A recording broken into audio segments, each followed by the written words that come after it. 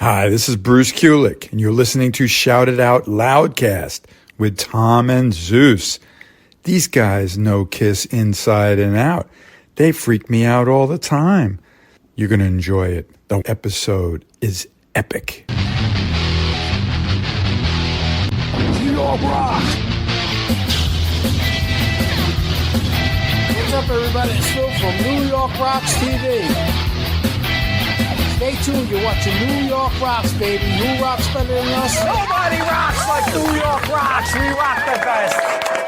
All right. Well, I want to welcome everybody to the show, and we have a great show here tonight. On tonight's show, we have an American original that's worldwide. We are celebrating the twist and 50 years of dancing apart to the beat. And we have no other than New York Rocks. Welcome to Mr. Chubby Checker on the show here tonight. Let's give a hand for Chubby Checker. All right. And that lovely intro was from our newfound friend that we made on the pre-KISS cruise in Florida. Hey, yes? New York Rocks. What's up? Hey. More like Sonny's best new friend. Oh, Sonny loves meeting people. Oh, yeah, loves meeting people. That's why he goes on these cruises so he can make friends. Yeah. Well, you guessed it. We're back. We made it. We gave you guys a little bit of the taste while we were gone. Some photos, some stuff, some clips we put up. But you guys haven't heard all of it. And we're going to get into this. And because it was a lot, we're breaking this up into two parts. Yeah, because we don't do anything short and sweet. There's just too much stuff. We got to Miami on Wednesday, and we left the boat the next Wednesday. So too much stuff, too many shows, too many concerts, too many events, too many laughs. And we want to make sure we cover it all because it's quite enjoyable for us, and we know it will be enjoyable for you. And so now we're at about 7 o'clock Thursday on the 4th, recording, which we'll edit and have for you when you're listening to this at midnight on Saturday. So that's right. That's what we do. The commitment for you, the fan. The fan. Right. And speaking of that, we did our thing and we jammed in and we got it done. Another episode, not just another episode, a Halloween episode somehow before we left, and we programmed it and it somehow still went out correctly. Usually those things are fuck ups, but it worked. And we're happy to go back and discuss and get the feedback on last week's episode, which was the Halloween special that we did. Halloween Spooktacular KISS on Mad TV. Fucking horrible. So we do the poll. So we started off with which of these skits was their best, which is like asking like, who's the tallest midget in the room? Yeah. They're just who's the nicest Nazi? Yeah, exactly. Right. So KISS action figures, prom night, KISS versus Michael Jackson, or KISS with their candy. And KISS versus Michael Jackson was the winner. I'm assuming this is just for the horrible cringe factor. That had 35%. Action figures at 26. I'm sorry, prom night at 27. Action figures at 26. And then KISS with their candies at 12 at the end. Our buddy Nige, you're playing it fast and loose with the word best, my friends. I was going to vote for the action figures because I think it was the shortest amount of times my eyes were being tortured by the cringiest TV I've ever seen. Clark's Side of the Moon goes, is there an E, none of the above option? Then Gerald Rosenberg posts the gif of Richard Pryor from Brewster's Millions with him saying none of the above. Harper, where's the none of the above choice? Our buddy John Restano, also known as Mr. Antonio 2005. Yep. He posts a gif. He posts a gif of Fredo. He goes, cocktail waitresses couldn't save this Mad TV disaster, says Fredo. Steve, option E, none of the above. Good luck finding any TV appearance shittier and more embarrassing than this. Moncton Magic fan. I don't remember. I dropped acid and it was all a blur. That's nice. So that's some poll comments there. So yeah, I mean, look, sometimes the shittier the topic, the funnier it is. And this was definitely fun. And if you weren't paying attention, the coming soon on that was a picture of the guy who plays the Stewart character, who played one of the characters in the new Halloween Kills, which was just whatever. It's a whole other thing. Ken in Satan's Service. I'm starting to think that my favorite band has more cringeworthy moments than actual cool moments. This comment brought to you by the smooth, shitty piss taste of Mellow Yellow. Marie C. Funniest skits are Michael Jackson and the Charlie Brown twist. Ace popcorn ball. I got a popcorn ball. Bill Sharp says Kiss didn't perform because Mad TV didn't do musical performances. All right, if that's true, then why the fuck have Kiss on? Yeah, Harper again. I remember watching this and saying, "What the fuck?" Spoiler: it sucks just as bad now. BR says I haven't watched in forever, but I'll always remember Peter saying something like, "What the fuck does that mean?" to the fake Michael Jackson. Yeah, there was a lot of miss moments there, not too many hits. So that's some Twitter stuff. Over on the Book of Face, Chris Cisnak over on Decibel Geek wrote, watched it yesterday. Forgot how unbelievably unfunny it was. Lots of swings and misses. Can't believe Mad TV lasted so many seasons. Agreed. Michael Murphy put the picture of my favorite character, Gina. And you are Gina? Gina. Hey, what's up? Maybe throw a little rouge on you. Tuck your sack back. Stephen Wood just watched it. The whole show was a train wreck. Adam Nierenberg. Hey, guys, another great episode. I remember watching this as it aired, and he's right, and I forgot all about this. It was Kiss Night on Fox. They started by appearing in the show Millennium. And he put some clips of the bad actor that. Part of the reason is that we wanted to maybe save it for possibly a future episode. Yeah. Here's Ace and Peter dressed as the sheriff police officer. In Mad TV, the Oriental lady, dude. Nobody calls people Oriental. Dude, my 78-year-old mother uses that word. My old hockey coach used to use that before a game. What are you nervous about? There's a million beep that don't know this game is going on. What the fuck was that racist comment? That's a good pep talk. And then in the middle of the game between us and Tom's town, Medford, which was the big rivalry, I remember him going, oh, by the way, in the middle of like the second period, he comes in the locker room. We're at war. All right, get out there. Like it was the fucking Desert Storm. Yeah. What the fuck are you telling us that shit in the middle of the fight? He was an old World War II guy. Fucking guy's legendary. But anyways. Oh, yeah.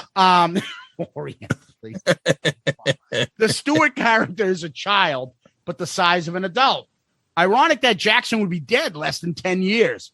The night closed with a few songs from the Dodger Stadium show. Yep. Thanks again. I hope you guys, the fans, enjoy the Kiss Cruise in the fountain colas mixed with other adult beverages. Thanks, Adam. Darren Hunt. Kiss did not play any songs because it was the night of Kiss on Fox. Started with a few songs from the opening night of the Psycho Circus tour, then Mad TV, and it seemed like Ace and Peter had bit parts on some detective show after that. I have the whole evening on DVD somewhere.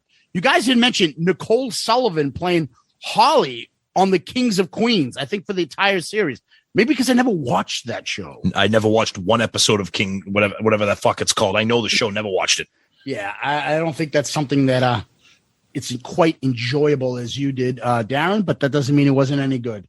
So over on Loudcasters, Tom, Ray Gala says, next Halloween, you should do the Kiss-related episodes from the sci-fi series Millennium. Holy shit. Wow. People are really in tune with this. Yeah, they get us. They know how we're thinking. Matt Wallace. I absolutely loved Mad TV when it was on. Stewart character is one of the best characters in comedy history. I was waiting for something dirty, but didn't come. No, it doesn't. Nope. All right, Matt. I see you getting tamer. Over on YouTube, Pete Staros. Hope you guys have a great cruise. You deserve it. Best podcast ever, guys. Wow. Thanks buddy. Pete. Yeah. Patton Diorama. Great episodes, guys. I rewatched those Mad TV clips. I love Ace, but I must say he looked pretty fruity in the Michael Jackson skit. Fruity. I've been listening to previous episode, and I heard Zeus say Steve Beto. I didn't know Steve Cornell had been in prison for kiddie porn. I don't remember what was he mentioned by name in that A&E biography. He was. Think Gene mentioned him once. I was like, I can't believe they threw his name out. Yep. Yeah. And I nicknamed him since then Steve Beto. Yep. Mr. Antonio 2005. There you go. Hey, guys. Hope you have a great KISS cruise. Looking forward to hearing the stories. I will be brief this week. The Mad TV KISS Halloween Spooktacular should be named the KISS Halloween Shit-tacular. It hasn't aged well. Many thanks for comment of the week shout out. Yeah. John B. Good. Tommy should never be allowed to sing any Ace Frehley penned songs, period. Oh, boy. He gets a thumbs down from me, Tom. Look, wow. I'm kind of glad you're only about 100 more to go to catch up to people telling me not to sing, Tom, so don't feel that bad. Okay. All right. Marty White. I've had some trouble with Peter lately. He's lost his mind. There are reports that a number of houses in my town were broken into and various toys and valuables were smashed. At each crime scene, the villain left this calling card, a pink breast cancer witness ribbon. Oh, Jesus. Oh, come on, man. I didn't think it was Peter until I heard the smashing in my house one night. I snuck up on the villain, and when I turned the light on, I gasped, "It's you, shitty kitty." He leaped out the window. Shitty kitty. He leaped out the window and he turned and yelled, "I have a 9-inch cock, fucko." Oh, boy. Thanks again, Marty. Over to you, Tom. All right. So we got one big email from our friend Wes Beach. I have to commend you guys for doing your podcast while getting ready for the KISS cruise. Hope you're having a deservedly great time and looking forward to all it takes tales of mischief and mayhem. As to the podcast, I can't believe you two weren't on board with the sophomoric and irreverent humor of Mad TV. I used to watch the show regularly and even videotape that episode. The whole point of the show is to push the comedic envelope to the limit and make it a visual representation of Mad Magazine. Not all the jokes worked, and sometimes the writing fell flat, but the cast did their best each week to deliver the laughs. It was a bit disappointing that KISS didn't perform on the show, but I think they were having fun and not taking it too seriously. They used current event references, which dated a lot of the material and makes the Michael Jackson references cringeworthy, considering all that went down. At the time, KISS wasn't getting any other offers for TV appearances, so the exposure to a younger audience probably couldn't hurt. Still find it hard to believe you guys, with some of your lowbrow humor, didn't like the show. Is surprising to me. Okay, so that's Wes's email, and I understand how we have sophomoric and irreverent humor sometimes. This was just not funny, Wes. Sophomoric and irreverent humor is like Beavis and Butthead or the Jerky Boys or like 40-Year-Old Virgin. This was not funny. It was horribly written, horribly acted. The comedy was just poorly done. And I'm not even talking about the Michael Jackson specific dated references like that action figure episode, the prom night episode, just not funny at all. But I understand what you're saying, that it was supposed to be a visual representation of Mad Magazine. This was just very poorly done. But that being said, Wes, we love hearing from you, and we appreciate your email as always. I mean, I'm going to second your comments to Wes. Love you, Wes, but it didn't work. But to some, it did. Hence why it lasted so many years. Exactly. Yep. And Tom, I want to leave us with one more comment, and that was on our Loudcasters page. It wasn't so much about Mad TV. Okay. But this is from Brian Cruzel. Yeah, Brian Cruzel. So on my lunch break, I went to Arby's. While in the drive-thru, I noticed they had Mellow Yellow. When it was my turn, I said in my ace voice, "Hey, yeah, give me a large fountain drink." Holy shit, you got Mellow Yellow. Needless to say, I was asked to leave. Brian, because you get our sense of humor, you are comment of the week. Good answer. Good answer. I like the way you think. We're going to be watching you. Hell yes, Brian. That is awesome. Love it. Love it. Yeah. So comment of the week doesn't have to be specifically on that episode. It could be you just guys putting something funny or sending us a DM or anything like that. And it was happened to be the week prior. And we mentioned it. So Brian, great job on that. Thank you very much. So Tom, before we go on, we're going to talk about our Patreon account. So speaking of Brian Crizel, yeah, he's one of our great Patreon members. So absolutely. Patreon is where you guys can help us out, contribute to the show. And Patreon is a way that, you get other little perks, and there's different tiers with different contributions. You get different things back from us. And it's a tight little community. We're throwing out ideas. We test stuff out with them. We go over, give them sneak peeks on stuff, some merch and other stuff that we do. They've been supporting us and have been a big help. Things like this cruise and equipment that we can take with us on this cruise and things like that were because of people that support us through Patreon. So if you find that stuff interesting and want to help, we'd appreciate that. You can go to patreon.com, Patreon, the app, and also on the episode notes in where you get your podcasts. If you click, you'll see Patreon there, and you can find there. You just have to look for creators. You just put Shout It Out Loudcasters, and you find us there, and that's how you can get involved. Absolutely. Yep. Thank you guys so much for being part of the Shout It Out Loudcast family with Patreon. Your generosity is very, very appreciated, and it does not go unnoticed. And we're so grateful for you. A lot of fun things going on there. We got some polls, some interactive polls that help, choose some things, and lots of interaction and things going on there. So check it out. Like Zeus said, you can go to the website or the app, search for us, take a look around. There's 4 tiers.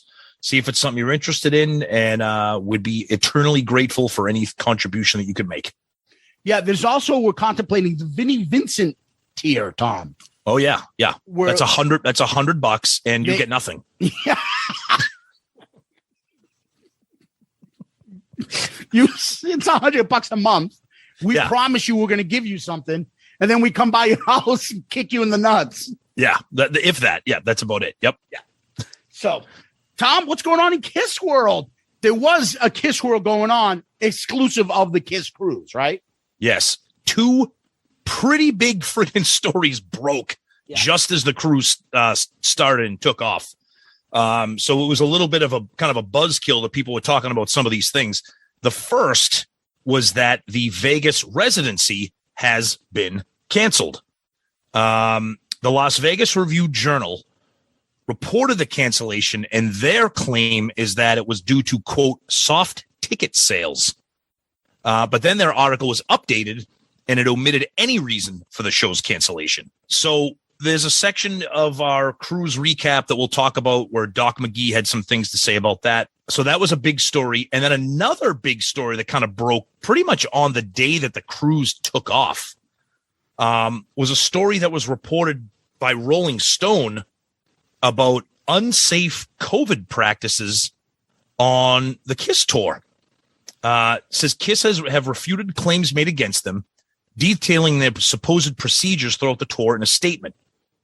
One crew member told Rolling Stone, "I could not believe how unsafe it was and that we were still going. We had been frustrated for weeks, and by the time Fran died, I thought, you have got to be fucking kidding me." The roadie continued and added, "Every day during the shows, we were not tested. And there are so many unknowns. Did we super spread this? Did we spread this thing from city to city? It is horrible that Fran passed, and it's horrible if this is our protocol just for us to tour. Is this going to be the normal, to stick someone in a hotel? And if somebody dies, oh well, off to the next guy?" Along with a lack of daily testing, which KISS production manager Robert Long admits to, some KISS crew members allegedly disguised their illnesses while working on the road and faked their vaccine cards. Manager Robert Long continues telling Rolling Stone, "I never told anyone we didn't want to test them. If you wanted a test, we'd supply it. If you wanted a test, if you felt symptoms, if you think someone might be sick, raise your hand. We had thermometers on every bus, sheets to write down temperatures every morning, mask boxes, sanitizers. People were getting tested every other day. We ordered tests regularly. I'm not going to not test people. I take this shit seriously.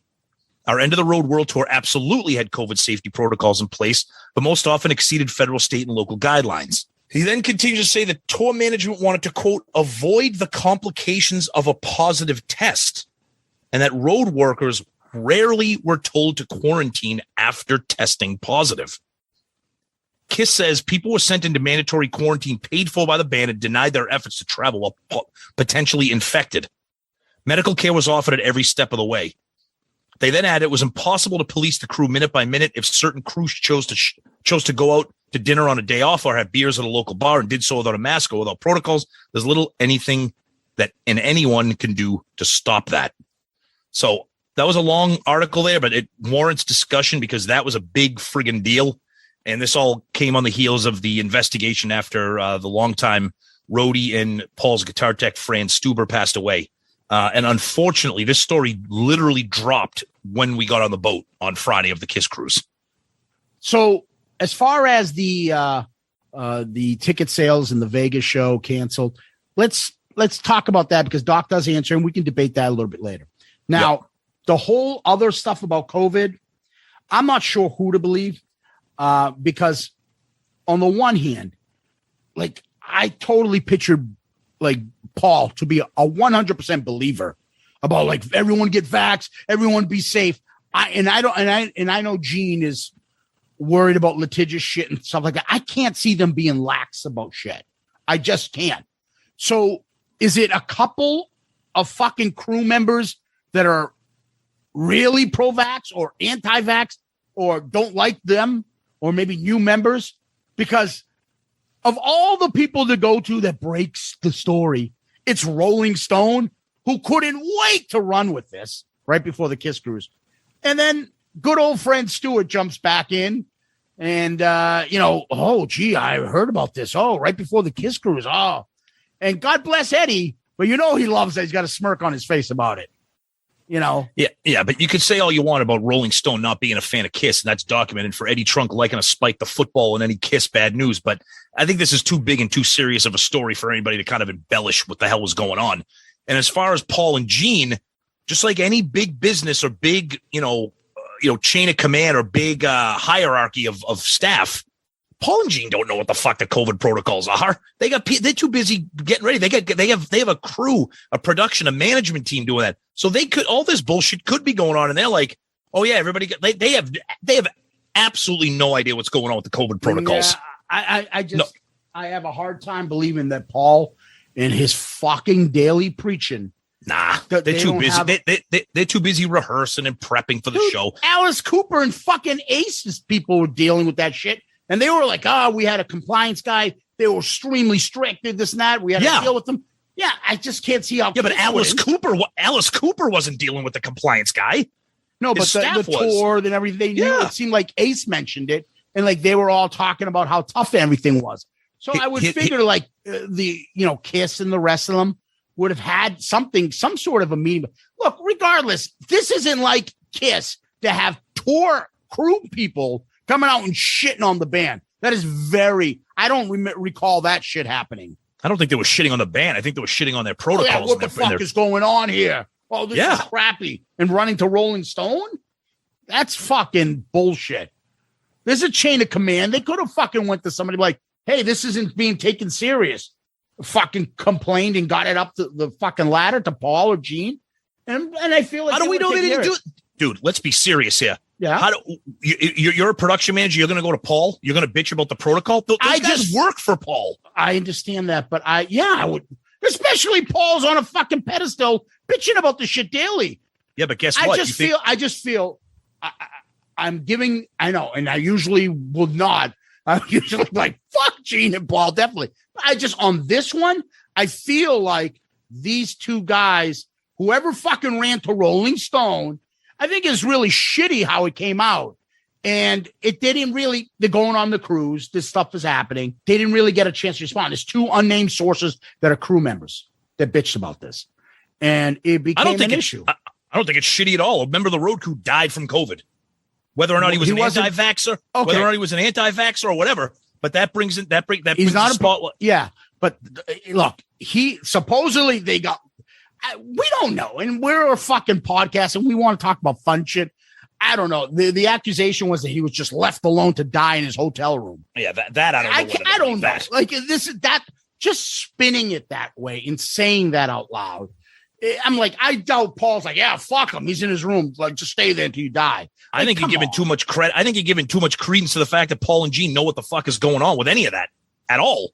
I just feel like this. Usually they get along so well with their crew, and their crew loves being KISS people. I just find this all distasteful. Running for Rolling Stone and shit. I do too. I don't know. But I would just say in my opinion, I would give them the benefit of the doubt. But I could be fucking wrong. They could have said, fuck them. I don't know. I don't know. But anyways, enough of the unpleasant news. Let's get into some good stuff. Okay. So, Tom, give me 1 second. I got to sign up for KISS Kruise 11. All right. We're back. My ransom was paid to the Honduras kidnappers on KISS Kruise 10. So I'm back. I was going to say, I'm back. My credit card was just denied. Anyway, all right. KISS Kruise 10 Part 1. Woo! I talked about it on the show. It's very well documented. I had it as KISS Wishes. Tom, come with me on a KISS Cruise. Well, we did it. Yep. It did live up to the hype, and we'll talk about it, and we'll break it down. The last week, like prepping for the cruise was a fucking nightmare. Between work, family, and getting everything prepped. Hey, do you have this? Texting the guys. Where are you guys going? What time are you coming in? It's one of those things. I feel bad saying this. I was talking to my wife. I'm like, time of my life, unbelievable week. There's a part of me that's like glad it's like over because it was so overwhelming. Like you said, between work, family, organization, with the hotel in Miami, the transfer to the boat, the COVID shit, the passport, it was, again, I know first world problems. We're bitching about going on the KISS Cruise, quote unquote bitching, but you know what I'm saying. We're putting in perspective here, guys. Exactly. We know. Yeah. So me and Tom, we meet at the airport, and we get on board to, let's just say, the most fucked up airline there is, American Airlines. Fucking brutal, dude. Shoved into seats like a fucking sardine. I've flown a lot. My mom lives in Florida. I usually fly Southwest. Southwest wasn't available. We fly on American Airlines. Absolute fucking disaster. I might tag American Airlines in this social media post. It was a flying sardine can. It was fucking awful. So we're like, okay, well, we got American Airlines, decent price. Do you want to sit next to each other?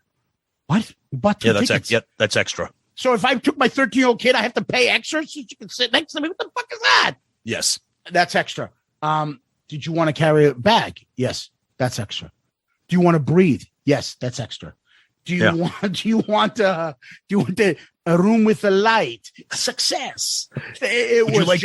Would you like to drink alcohol? Sorry, that's only for first class. You bums and coach have to suck your thumb for 3 hours. It was. And then I was like, what the fuck? I almost forgot about this. How long did we sit on that fucking thing? 2 hours. 2 hours before they took off. This is your captain.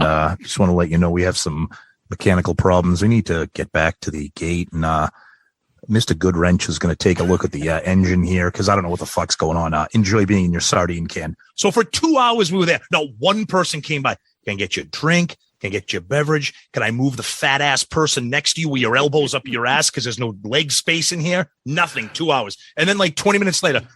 Fred took a look at the undercarriage there, and it looks like something's kind of not working. I'll let you know what's going on. Okay. No, wait.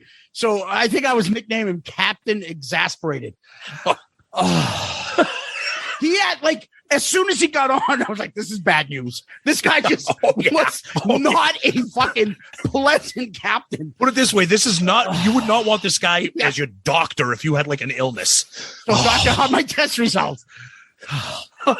So this fucking guy, every time he came on, and you're sitting there waiting is this a good thing? Is this plane fucking safe? And he's like, we're going to have to go back and we'll see. And then he's like, good news is, fucking Rodrigo was able to fix the plane. But during that time, the plane was running with fuel. So, and I can't leave with the fuel being not full. Literally told us they ran out of gas. We're gonna have to go back and fuel up again, and we'll see if we where we are on the line to get that done too. And I'll be back and tell you. I'm gonna go gas up at Cumberland Farms. I'll grab everybody a drink if you need something. Then he comes back. Yeah, looks like we're done, and we're getting our place to finally get to the right. You sound like fucking what's the name from Office Space. We're gonna need you guys. I was waiting for him to literally like, we're gonna need a couple fat guys to get in the back and start pushing the plane to give us a lift. And during this entire time, literally not one flight attendant came around to check on any passenger. Oh no, we had the video with that fucking asshole. They're like the United covers a bed. What is that thing called? Yeah, they're Benetton. They're on everybody's seat. It was the same asshole smiling at me. I wanted to punch him in the face. It was like a Duran Duran video with a fucking airplane. Like, what are you doing? that airline. I think I have it as a clip. Here it is. Let's follow along with me. We'll be on our way. Oh, this isn't annoying.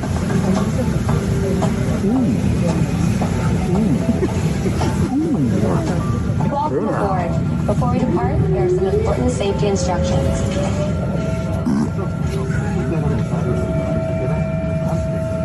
First things first, let's buckle those belts. Insert the metal end into the buckle and pull the strap to tighten. To open, simply lift. And the fucking silhouettes walking. I wanted to fucking punch these people in the face. And the guy's like, video. Yeah, per FAA, we're gonna have to make you sit through that video one more time. I'm sorry. Oh, yeah. Like, what the fuck? I have to watch this thing. I know what happens if the plane goes into the ocean. Yeah, they made us watch the video again before they start up again. This is the captain, and the temperature's about it's a little nippy out there now in Boston, but should be a little better for you. Let's get this plane going. Yeah, it's like that Seinfeld clip. Yeah, whatever. Just get me to where it says on the ticket. Now, meanwhile, mind you, you're listening here. We haven't even taken off from Boston, and shit's already going sideways for us. Oh man! So we get to Miami, grab our stuff, and at the exact same time, we had planned it. So our roommates for this cruise, we got a cabin of 4, is Sonny and his brother Danny. Mm-hmm. Now, Danny, I've talked to a few times, once over the phone and a bunch of times over text. But Tom, I don't think has ever met him, or no. I'm not even sure. I think he did jump on some little couple texts. Yeah, he jumped in on a text group. Yeah. Yes. Yep. So we go to the airport. You can't fucking miss Sonny Pooni. He is a big, handsome bear of a man. Yeah. He is taller than you think. Yep. And we get to see Sonny and Danny, and we met them for the first time. Yeah, it was awesome. It was great. It was a great way to start the trip. So we meet them there. Then, thanks to American. Your luggage is going to be going around the carousel. We need you to stand there for an hour and wait for it. How long?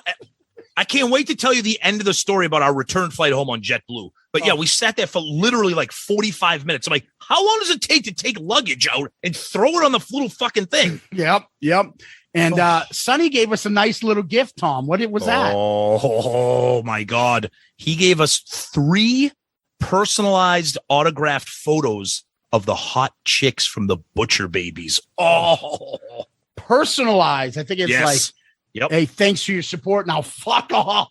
Yeah, exactly. Oh, beautiful. Oh, they were smoking. Yes. And so thank you again, Sonny, for that. That was awesome. Yep. And so the 4 of us headed off to our hotel. Yeah. Yep. And that was the first of many rides where no driver in the greater Miami area knows how to drive a fucking car. It's literally like Grand Theft Auto Miami. Nobody knows how to stay in a lane, take a turn, not swerve. Everybody slams on their brakes. I don't have Uber or Lyft or any of that shit. I know you don't. I never need it. I'm driving myself. I've never. So those guys are used to it. So they're used to it. They're like, okay, I'll get an Uber live. There's no such thing as any lane that they don't want to fucking switch to. Right to left, 4 lanes, no lights, nothing. They just drive all the way through. No problem. This wasn't even Uber yet. This was the shuttle to the hotel. This was just as bad as Uber. Yeah. We'll get to Uber. Oh, that was fucking painful. Like, oh shit, I'm going to puke already. Exactly. We're not even on the boat and I'm already having motion sickness. We're all like, Holy fucks, this guy know what he's doing? Oh my God. So we get to the hotel. It's the DoubleTree in Miami. Nice place. Decent place. Yeah. And we have our first eye contact of a live kiss tard in the wild. Oh, man. Ooh, quiet. You can see the kiss tard in its elements. Other kiss tards around. Holy fuck balls. Wow. The kiss tards were in effect. Oh, yeah. Go to the room. We and Tom obviously sharing our room. Sonny and Danny got theirs. Rooms are nice. Things were good. So we decided to go out to eat. We're like, where are we going to go? Let's go play some pool. And apparently we found a couple extra places where they shot fucking Roadhouse. This was Roadhouse if it was filmed by the same guy who made Carlito's Way. Because, Carlito's cousin's arm is still in the fucking ice cooler because there was fucking blood in my drinks. But this was definitely like Florida bar shit. Oh, yeah. Every fucking waitress there, like stiletto heels, fishnet stockings. There was no such thing as English speaking music. Everything was like, you're right. Benny Blanco from the Bronx was serving us drinks. Exactly. But this is the beginning of the Miami pool hustling, courtesy of Sonny Pooni. This is the beginning of, I used to say, the horniest man alive. Yeah. He is also the biggest fucking gambler this side of Michael Jordan. Hey, you think I can get the shot in? Hey, do you think how long will it take us to get there? Hey, do you want to bet on this? You want to bet on it? You want to bet on it? But by the middle of the week, by the middle of the week, we were going to start making T-shirts that just say, "Want to bet? Want to bet?" Yeah. Holy shit! Both those Pooni brothers are pretty decent in pool, and they're definitely pool sharks. Oh, but yeah. And my favorite part came when we ordered food. Sonny got the pool hall sushi, which is a step up from gas station sushi. Right here, it says here, Clam Casino chef special. I mean, he's like, try it. I'm like, okay, I had one piece. I'm like, okay, I didn't die yet, but who the fuck is the guy making the sushi in the back of that pool hall? It's the same guy cleaning up the spilt beer on the floor of the friggin' bar. He used to work at the Bowlindrome on Route 2 in Arlington, Somerville, Cambridge line. Jesus. So that was it. It was a pretty easy night that first night, right? Yeah, and then Thursday rolls around and the curmudgeon arrives in Miami. And finally, I am not the shortest one in the group.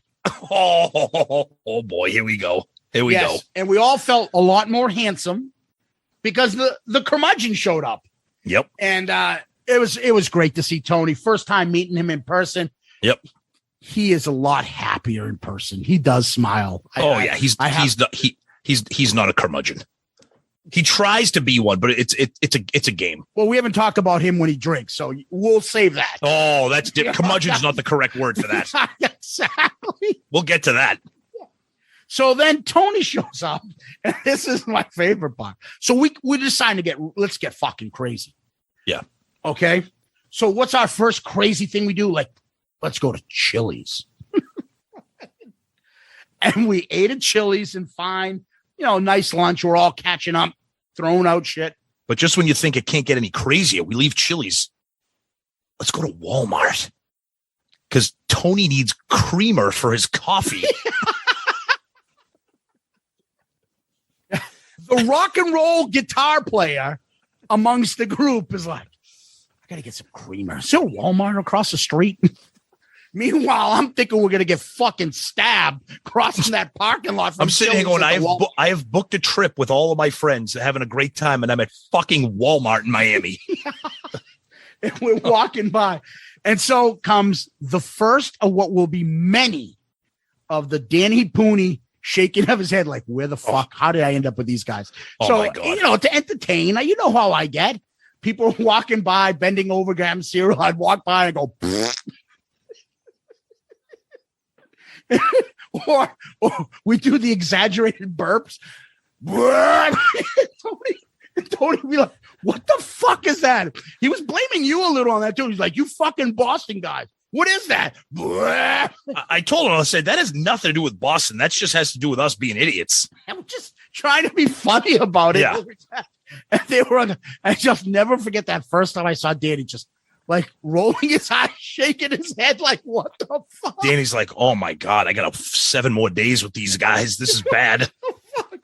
Anytime anybody walked by, I'd be like, ooh, I'm gassy. So after that, now we hear that Steve from Potter Than Hell and his gang. So Steve went with 3 other friends of his crew to the KISS Cruise. So they're now in town. So that night we were planning on going to, I think, a Buffalo Wild Wings. Buffalo Wild Wings. Yep. We took another death-defying Uber ride to that plaza. So all these Uber rides, I swear to God, these people are insane. They make New York City cab drivers look like safe. They all put their phone down where they're like fucking like in the bottom thing, and they're looking at their phone for direction. None of them know where they're going. Nope. And they're fucking like, dude, you fucking. I'm like, and I'm making noises, looking at me. I'm like, don't look at me, look at that. I'm doing that because you're fucking driving like an asshole. It's all like stop and go. It's all like, like fucking just leaning into shit. We're going into the right lane. There better not be anybody coming in. Oh yeah. Holy shit. Yep. All right. So then we decide instead of Buffalo Wild Wings, we're going to be even crazier. We're going to go to Dave and Buster's. Biggest fucking Dave and Buster's I've ever seen. And you could hear a pin drop in there. There was nobody in there. Yeah. But we found our own private room. It was like a room that you would like rent or reserve, almost like a bachelor party. Single pool table, single TV, table, bench seating. You had it all to yourself. We had our own private waitress, waiter, whatever you want to call it. It was fucking fantastic. Zeus brought a Bluetooth speaker, so we were playing music, shitting on each other's music. Yeah, that was great. So yeah, we would take turns. And then what happened is the food was coming in. It was excellent. That was a great first night. Oh yeah. And then eventually the competitive Sonny comes out. Him and Danny start shooting fucking hoops, and that game, Danny won. Yep. And then somehow a football from one of those games ended up in our hands, and somehow we made it onto the cruise. You took it home. Yep. Yeah. And then Sonny brings out the degenerate me, and him are doing a Thursday night DraftKings battle. Yeah. So we're all sitting there. They actually turned the lights off in the arcade. All the video games, everything was turned off. It was pitch black except for the TVs, and we're like the only idiots watching it because the game goes down to like the final seconds. So that was a great. And meanwhile, Steve and his buddies showed up and played for a while, played pool, had some beer and food and stuff and everything. So that was another great night. So we're winding up this trip very well. Yeah. So now it's the next morning. We have to get on a fucking shuttle. Oh my God. Which was another disaster. Oh my God. To get to the ship. Oh. So that ride sucked. That was horrible. I leaned my head back with my eyes closed the entire time because I thought we were going to die or I was going to puke in my backpack. But before we did that, along the way, we would meet KISS people and characters. And we'd sit on the main area in the lobby near the bar. Yeah. And kind of like sit on couches comfortably talking, and people would walk by, and I would do this purposely to just annoy the fuck out of Sonny. So people walk by and be like, hey, do you like KISS? And people like, yeah, all right. Where you from? And then we met the one guy that fucking Sonny was just like, what the fuck? So we met this guy. Supposedly he does have. I don't know why I'm saying supposedly, but we looked into it. Yeah. He has it. He has like a video channel called New York Rock. Hey, New York Rock. He was about his fucking New Jersey, New York, Italian gangster talking guy. Funny as fuck. Oh my God. His accent was like something out of like a Jerky Boys phone call. Yeah. Like he almost didn't even sound like a real person. He looked a little like Mr. Creeply from fucking the Saturday morning cartoon races on Hanna-Barbera. Laugh Olympics. Yeah. And a cross between that and Danny would say Schneider from One Day at a Time. He had a little pimp mustache. And he started going, and Sonny, I could tell, was in fucking agony. I'm like, oh, yeah, tell me more. And Sonny be like, Are you fucking kidding me? Be like, yeah, I fucking guy tells me he knows fucking Robert De Niro. I say it's fucking bullshit. I get him to order a fucking pizza. I come down the stairs, and fucking Robert De Niro was fucking sitting right there. I couldn't believe it. Fucking great guy. Yeah, fucking New York rocks. Check out my YouTube channel. I'm like, all right, what? Where am I? I do pictures. I take film. I said, I'm big. I'm New York. I'm fucking big. Oh, you should watch my show. You know Chubby Checker? I had Chubby Checker on my show. And he did. Fucking during after he left, he was telling me his Chubby Checker story. I'm on fucking YouTube in that. So then we have to get a shuttle to get to the boat. And I'm on fucking YouTube looking at it. Chubby Checker's there on his fucking cable access show, hawking chocolate or something. I don't know what the fuck was going on. Poor guy. But this guy was awesome. And then yeah, he ends up popping out all over the ship everywhere. And not only that, he has like minions or lookalikes or clones all over the boat. I'm like, hey, it's the New York rock guy. But yeah. Oh shit, that's not him. We'd be walking around the boat being like, hey, that's the guy in New York rock. Oh, nope, that's not him. Oh, there he is. Oh, wait, that's not him either. He was such a character. And the whole time, Sonny's like, this guy's stories aren't funny. If you're going to tell a story, it's got to be funny. You're not funny. I don't want to fucking listen to this. I don't like, oh, so next time I see him, he's like, dude, do not fucking talk to him. Stop doing that. I'm like, hey, come over here, buddy. Do you like KISS? And he was getting fucking annoyed. He wasn't having it. And talking to strangers reaps its rewards later at the end of the cruise. We'll get to that much later. Yeah. It's a lot of fun. A lot of fun. Anyways. Then we get to the boat, or we get to the Norwegian Cruise Line terminal check-in. Yeah. So first, we get in a long-ass line, of course. Half the KISS tards, this is the part of the fucking frustration, is you get in these fucking lines. They've told you about 20 times. There's fucking pictures. There's fucking people announcing, have your shit ready. Oh, what? I have to have my passport out? Oh, what? I have to have my vaccine notification? Oh, I have to. And you're like, what the fuck? The line's taking forever because of KISS tards. And we finally go through that. And then like an immigrant in the 1920s coming from fucking Italy, they put us in a room. They take us and then they call your number and you go up and then they, test you again for vaccine, and they throw you in another room. You have to wait, and then your number is coming up on a wall, and we don't know if that means it's a good thing they call your number or a bad thing. What a fucking mess. Yeah, then we leave that whole thing. Then it's like, okay, you need your passport and your cruise paperwork. We showed that shit maybe fucking 85 more times. You just keep checking in and checking in and checking in. Finally, we get on the boat. Finally. This was about 1 o'clock, maybe, give or take. It was about 1 o'clock. It was early afternoon. So we get on the boat. It's about 1 o'clock, give or take. It's our first cruise. Well, it's my first cruise. It's Zeus's first cruise since college. Sonny and Danny are cruise veterans, so we're just like in awe, super excited, super fired up. The boat is gorgeous. Oh, yeah. Huge. Yeah. It's like when you see it and you're like, oh, my God, you're like, this is enormous. And the Norwegian Gem isn't even that big of a boat compared to some of the other boats that were docked in that Miami port. But when you're on it, it just feels fucking massive. Yep. So when we get there, like the rooms aren't ready. So we decide, everyone, let's go get some food. We go up to the buffet.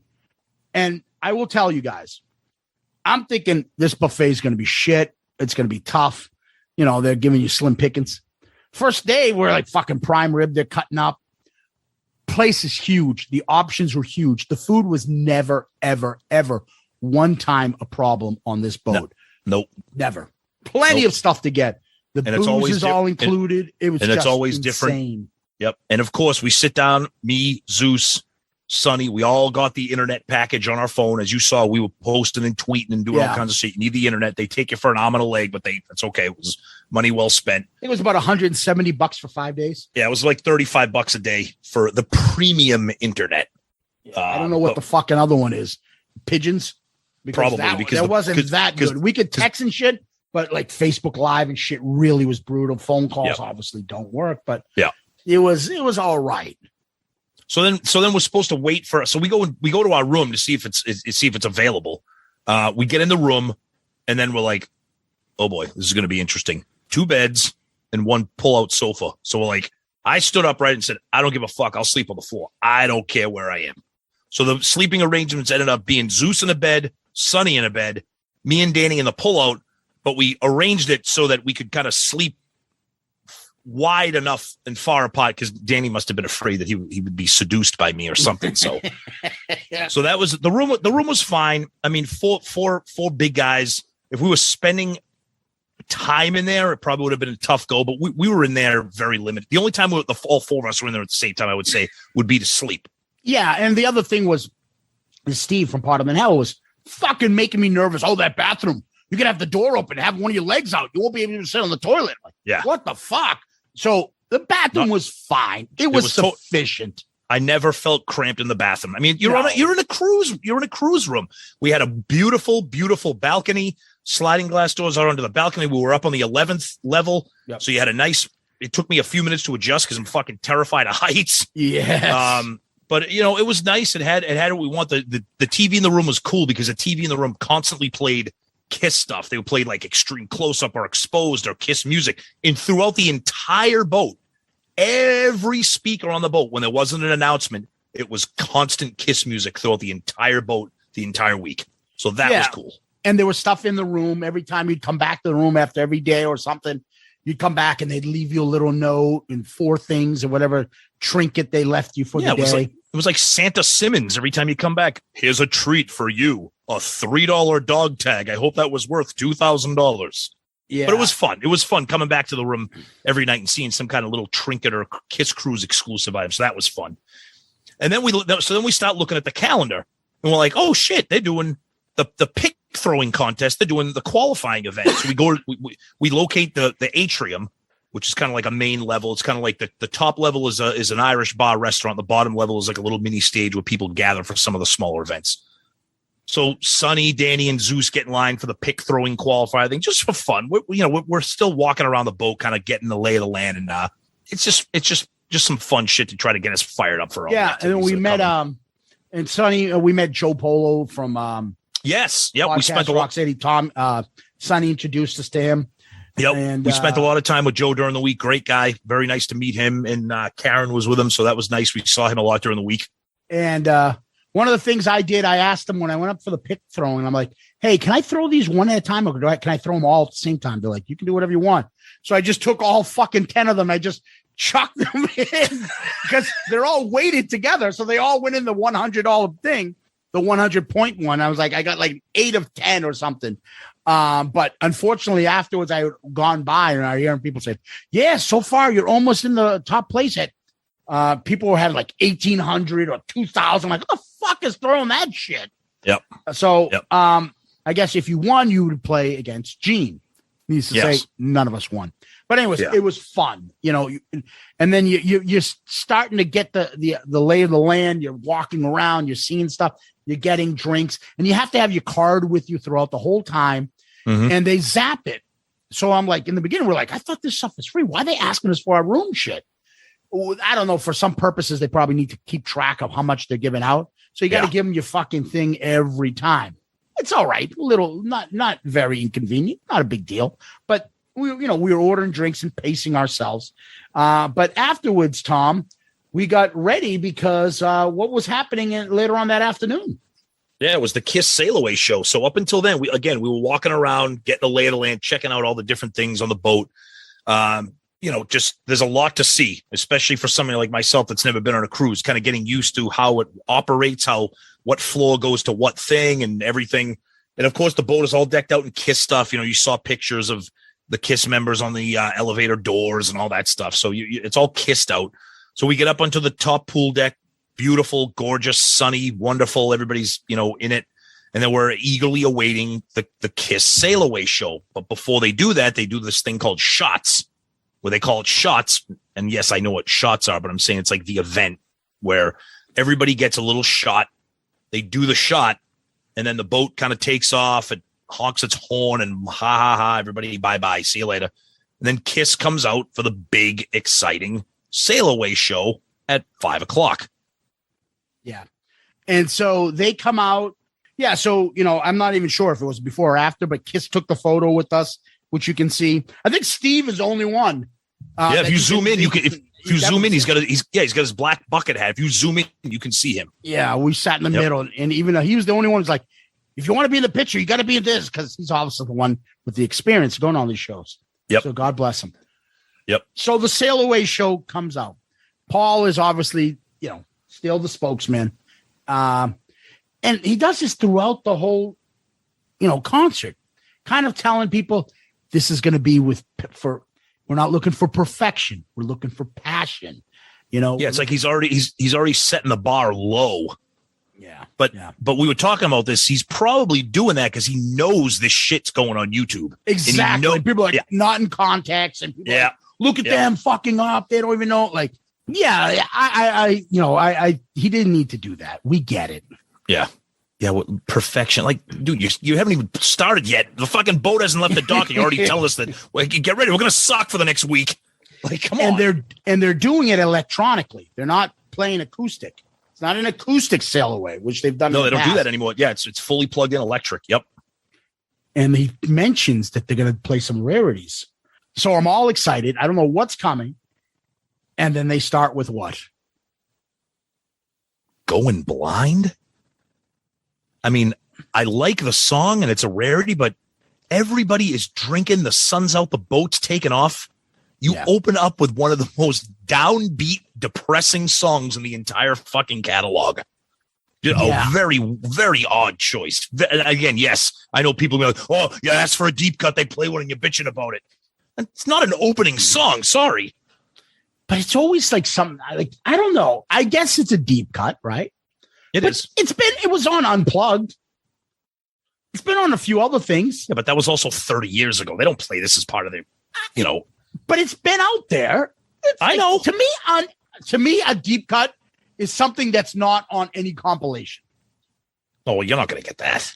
There's about one song on the set list then that would be considered a deep cut if that's the parameters. But anyways, sounded great. And I will just tell you from my personal perspective, I get overwhelmed, and I get excited easily. I get emotional. This right here is when it hit me that I holy fuck. I am on the KISS Cruise with Zeus and all these guys that we've been friends with for years via texting and Skype. And now we're here together. And I got overwhelmed. I got fucking super fired up. So after Going Blind, they go into something else. And the great thing about it is we don't know what's coming. So you start hearing the first couple chords and stuff. And you're like, what is this? What is this? Yep. That's the thing that made it awesome. The excitement of the unknown. Yeah. And then you're like, Plaster Caster. I fucking love this song. Love it. Yep. And they do a kick-ass version of it. Yep. They sounded great. They all looked great and they all sounded great. And the very first thing we noticed, how much fucking fun the band was having. And Paul Stanley's Ross from Friends, big white shiny teeth. Every time he smiled, it was like ding. Yeah, you can see it a mile away. But I also noticed it just opened with 2 Gene songs. Oh yeah, right. Yeah. And so far, 2 for 2 on Unplugged songs from KISS Unplugged. Do they go 3 for 3? Yes, they do, because the third song is Got to Choose. Got to Choose, and that's another one. You're like, I know. Oh yeah, Got to Choose. Yep. And then Paul made the comment, can you imagine how good we would sound if we were actually singing and playing?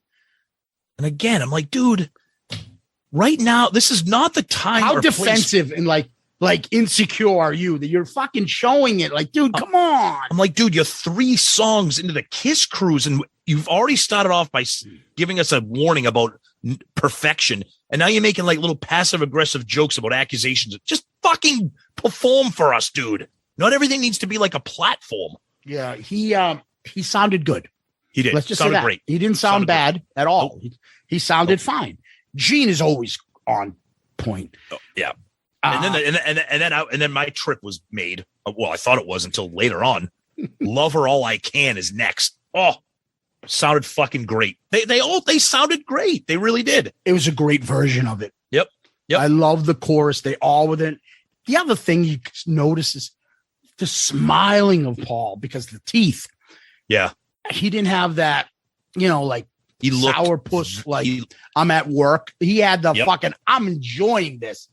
He was looking at Tommy. He was looking at Eric, and he was like, "Holy!" He looked like us having a good time, and it was very good to see. The crowd was into it. Oh, you yeah. looked all around. There were flags all around from different like parts of the world, and all sorts of shit was all over the place. Kiss Yep. fans going nuts. I mean, you really had to kind of take it in. You listen to Kiss Classic, and Kiss is playing on a boat that you're sailing off into, like, you know. It's overwhelming. For me, it was at first. I was like, I can't believe this is happening right now. Yeah. So then they mentioned that Tommy's going to sing a song. And what does he sing? Uh-oh.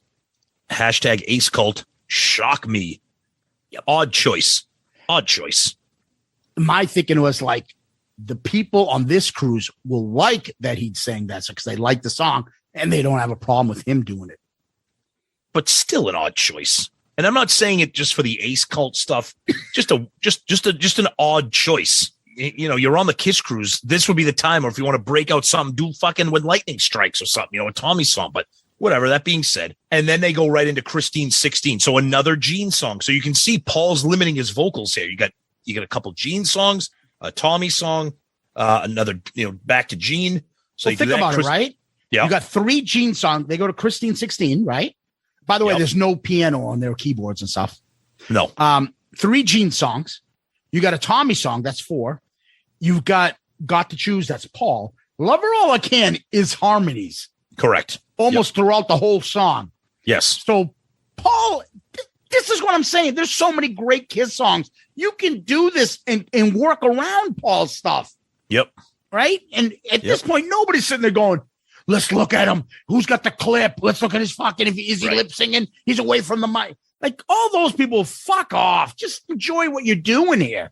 Yep. So all of a sudden, he says, what, Tom? Brings out Bruce. The whole crowd gets fucking fired up. I'm like, holy shit, we're starting this already? Wow. Yep. Wow. Bruce Kulick. Yep. Comes on stage. They do Tears Are Falling. And how was that solo? Nailed it as always. I love Tommy. We love Tommy, but Tommy can't nail it. Bruce kills it as usual. The tone is perfection when Bruce does it. Yep. Perfect. And then they throw a curveball in. Gene saying, you want another Bruce song? Yeah. So play Heaven's on Fire. I don't even know where to begin. Dude, fucking Bruce is on fucking 5 albums, 6 out, whatever the number is. And you play Heaven's on Fire. I remember everybody in the boat was like, what? What? Another Bruce song. So we're like, okay, what are they going to do? Hot in the Shade, Carnival. Yeah, Rise to It or something like that. Or like, no, Heaven's on Fire. I'm like, what the He's fuck, not even dude? in the fucking video. What are you talking about? Dude, he was on the tour, Gene. But it's just so weird. So it's a weird. waste of having Bruce out there. Absolutely. Bruce Now, makes up for it later, which we'll get to. Let's be honest. If we think about it, you know, I know it's a lot of fatigue, but Heaven's on Fire is just is overall a kick-ass song, the beat and everything. Yes. So maybe just they're thinking like, that's a favorite. This will work. We're not in makeup. Bruce's hair, that work. Okay, but fucking, there's another way of going about it. I don't know. Yeah. And then I like this because it was different. I've never heard it live. Another one from Kiss Unplugged, World Without Heroes. Oh, I like it. I like the not good. I know. Their version was good. I'm just saying. Yeah. I just don't like the song. The thing that I mentioned by this point now is Gene is like so subdued. He looks like he was acting and looking like anytime you see him in those like fucking rehearsals. Yeah. He's got the orthopedic sneakers on, those white ones. He's got the fucking big baseball cap, and he's just, you know, playing his bass. He's like, this is like easy. Like he's not the demon. He's not very animated. No. Then they go into Hotter Than Hell, which is a song I fucking hate, but the live version, as I've said on record, is fantastic and it sounded great. Eric was killing it with that. It was cool. But again, Hotter Than Hell, like and then there was a couple comments that you wanted to say about Gene at this point. I know you said he was subdued going into World Without Heroes, and you had a couple of things. He just looked. What I was saying is, like, he looks like every Motown artist's band. Yeah, like the guy in the background just playing the bass. Like, that one just give it a little bit. Now we're going to make you cough. Look what you did now. Sorry. You know, people want to know about yesterday. It's no mystery, really. You know, I was just doing my job, you know, plunking on the plunker like that, you know. I was strumming a little skiddly widdly, feeling a bit flu inside, you know, rumbly mumbly down in there. I had a bit of a knocker block. I started with the flub dub dub, and a tinkerywink woo woo, and tip tap a zibby zab sang zone, you know. And there you have it, yesterday. Oh, man. Yeah. And then they close out the show with 2 more Gene songs, Callin' Dr. Love, which I love, and She, which I love. Yep. The She was a great version too. It was fantastic. Yep. It was excellent. Yeah. A couple things, let's say, off the set. Yes. I like the deep cuts they went into and stuff. I prefer if they didn't do Callin' Dr. Love. They're doing that on the end of the road. Heaven's on Fire. Songs like that shouldn't be on here. Agreed. On the Sail Away show. Yep. You know, obviously I have preferences, but over some songs, but I can't complain. I like something, maybe they don't like something, vice versa. Right. It's fine. Tears Are Falling, even that, I'm like, I don't know. Because it was on the End of the Road tour a couple times. So overall, watching this, fucking loved it. Loved it. Oh yeah, it was great. It was amazing. It was a great way. I love the tradition of the Sail Away show with Kiss, and it was great. So then after that ended around 6:30, 6:45, give or take. So at that time, you know, everybody's kind of getting their bearings down, getting their luggage, getting their room squared away, getting dinner. There were a couple more shows going on at different points of the boat. You had Black and Blue playing, you had Tuck Smith and the Restless Hearts playing. So this is the first day of when it becomes, let's look at the schedule. Where do you want to go? Where do you want to meet? What do you want to do? And they had the app. You could use that. The Norwegian Cruise Line app was very helpful, but they also had like little cards that they would drop in your room where you can kind of map out and see the schedule. And they broke it down by day and time and location. So at this point, I know Zeus isn't a huge fan, but at this point, all the guys in our group were looking forward to seeing Queensryche.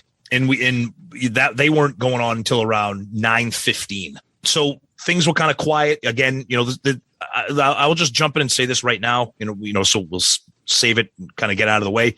This was my first cruise, my first Kiss cruise.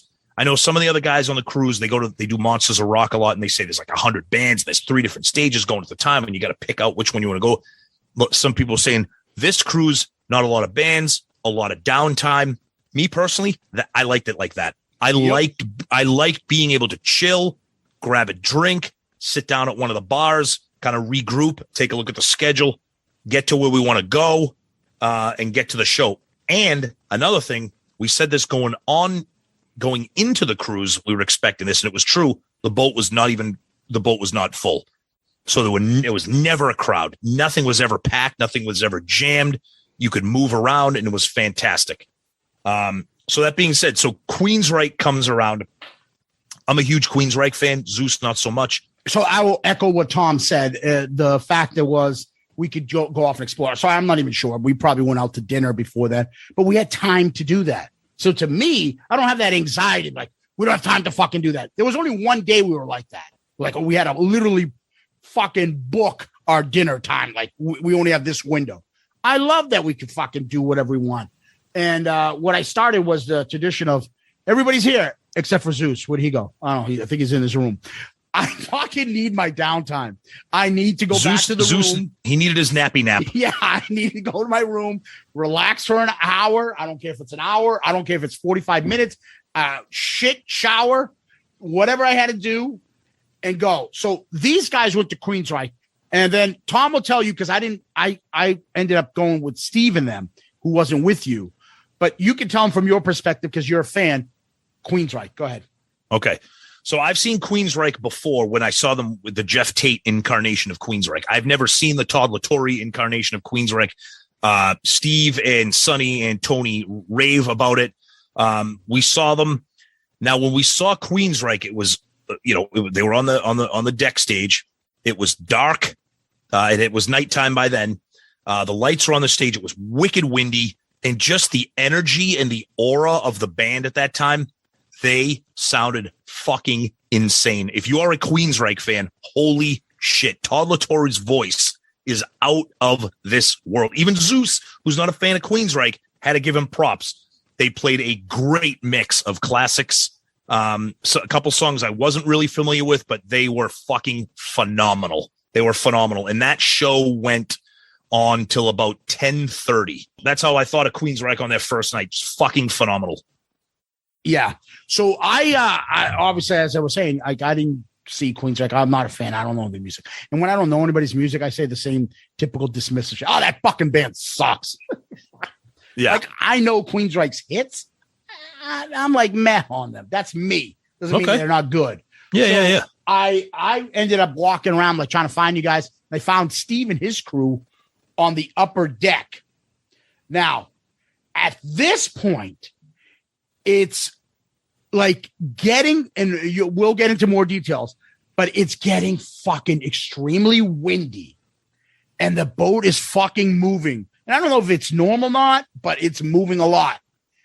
And I walk up and I caught some of the end of Queensryche, and they played the song. I believe it's called Take Hold of the Flame, Tom. Correct. It was yes. the closing song. Yes. The band, the wind, that fucking lead singer's vocals, it was like, it was an image that stayed with me. Rocked. It was insane. That's what I'm saying. Vocals, the wind, the imagery. It was night, so the lights, and you're walking around, you're like, oh, and it just people screaming, the fist pumping. Holy shit. I had to tip my hat. And I'm like, I just texted Steve. What was the name of that song again? He's like, it's on an EP. It's called Take Hold of the Flame. I'm like, what the fuck? Like that guy's vocal. I'm saying it right now. That was the best singer on that fucking cruise. Not even close, anyone to him. Holy shit. This guy was so good. He's one of those things that you're like, oh, here's a studio musician. Yeah, like that awful band that had the ballad Steelheart. What was that song? I'll Never Let You Go. Yeah, like so over the top. You're like, there's no way that guy can perform it. I think that guy could perform that live every night. Holy fuck. Yeah. Awesome. Wow. What very a powerful vocalist. I was blown away, and I'm obviously not a fan. And the band itself rocked. Oh, like I just, I don't know the songs. I don't recognize them, but yeah. Whoo, wow. Yeah, it was crazy. So everything's still rocking. And then we decided late night, the Talisman were playing. But before the Talisman, we started our nightly tradition of our favorite part of the cruise in the Spinnaker Lounge, KISS Karaoke. Holy fuck, was this a fucking train wreck of disastrous, hilarious proportions. We're gonna make the killing in the riot! You better watch out! Cause I'm a war machine! You better watch out! Cause I'm a war machine!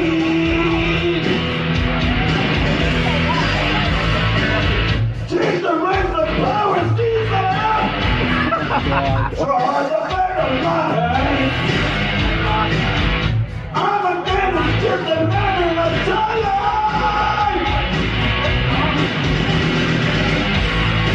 Tear down the voice of reason.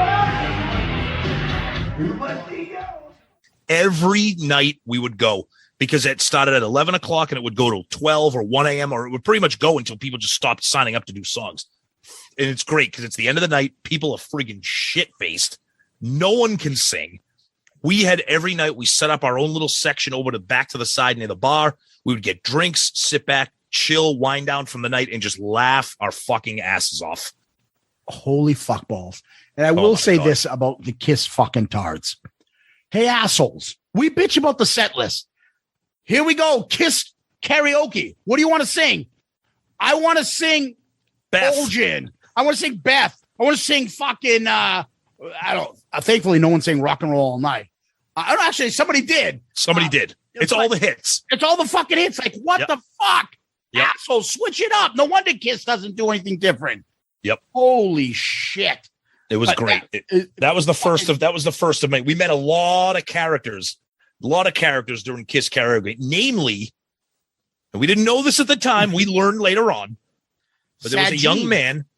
There was a young man who dressed in Gene Simmons gear, looked fucking phenomenal. His boots, this is like professional shit.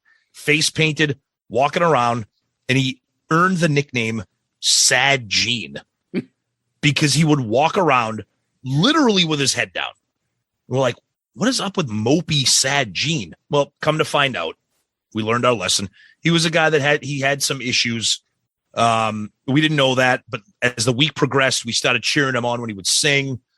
We said hello to him a few times, talked to him. Very nice young man. But he just became a legend because every night he had his Gene Simmons gear on, and it was like the Love Gun outfit. And he would do his best to try to sing. He's just a diehard fan. But he became one of the many characters, and every night at karaoke, we just had a fucking blast. We'll save, you'll have to hold your breath as to whether or not any of us performed for part 2 of our cruise recap. Yeah, part of me wanted to play some of the fucking singing karaoke people and be like, wow, Kiss was kind of rough. Listen to this. Paul wasn't hitting the notes. Yeah.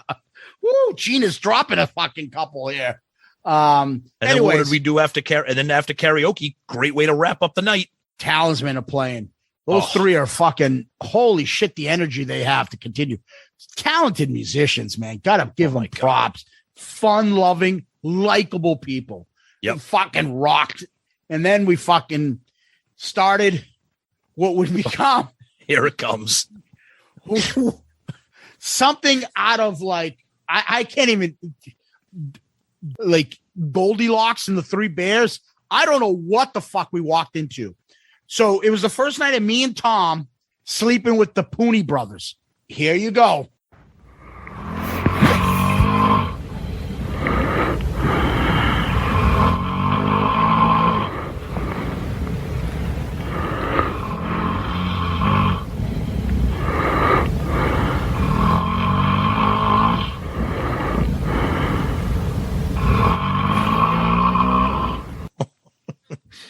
Yeah, what you heard, that was not a zoo. That was not a clip from Jurassic Park. That was room 11542 on the Norwegian Gem at 2 a.m. What? I mean, I could do this every fucking day. We're going to talk about this. The first night, I was like, what the fuck? And then, Zeus, we kept taking out our phones and recording. I have all my voice memos are fucking full of. and then you did. So I couldn't tell who was who, but I believe Sonny was the one that was like loud, but also he would make interesting noises. Like it was like he was being choked or drowned. Yeah. Oh yeah, but like somehow water noises are coming out. I don't know what the fuck. And then I remember Danny one time goes, I'm like, which one of you fuckers is that? And Danny's like, that's the bear. And I was like, okay, then who's the other fucking asshole going? And then in the morning, they wake up, they're like, yeah, I couldn't sleep with you guys. Are you fucking kidding me? And then Sonny said it best. He was great. So we're 4 old men. So we're all getting up in the middle of the night to take a piss because that's what we do. Sonny said it best. He goes, if you're the one who has to get up at 3 a.m. to piss, you ain't falling back asleep because everybody else in the room is snoring like it's the end of the world. And he's right. There were so many nights I would just sit there and just stare and beg for sleep. So, as you know, I have bad sleeping habits. That's why I would go back to the room to nap when nobody was around because I would sit there. And the worst is like, because me and Sonny were next to each other. So I like when I faced to the ocean, and he would roll over, and he would like his hands would move sometimes in his sleep. I didn't know if he was gonna punch me, choke me. He'd be like, yeah, what the fuck is going on? Is he possessed? And his hands would make all sorts of gyrations in his sleep. I'm like, is he getting up? Is he awake?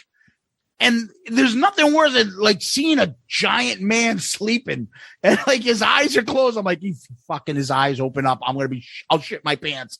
I am so scared of this man right now. Holy fuck.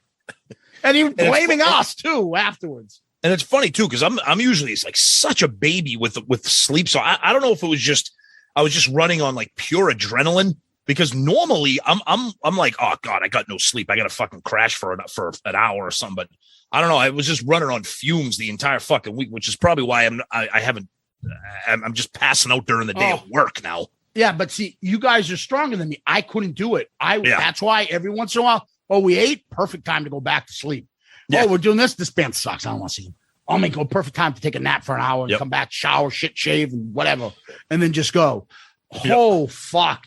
But like the great thing about it is everybody's got a sense of humor. Nobody's like, what the fuck? I couldn't sleep. You snore. Like everybody's laughing. Oh, it was awesome. Each other. So funny.